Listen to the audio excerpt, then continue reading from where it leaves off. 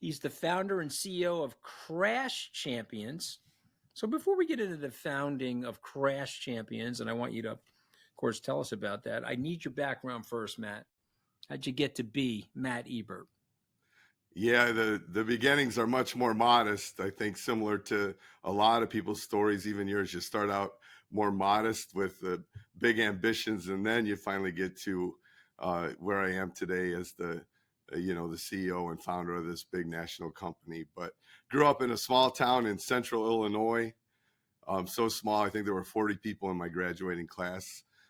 And that put me in a spot to where, my parents didn't have much money.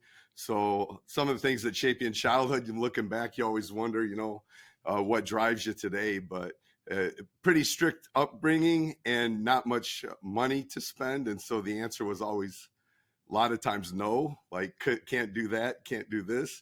And so a little bit of how I ended up loving cars so much was the freedom that it gave me when I could finally move around. A little bit of the drive to want to make a little money was so that I could afford to go do the couple things that I was told as a kid I couldn't. I don't know if you've ever had a car accident or how Yeah, it makes you no. feel. I wrecked my parents' car.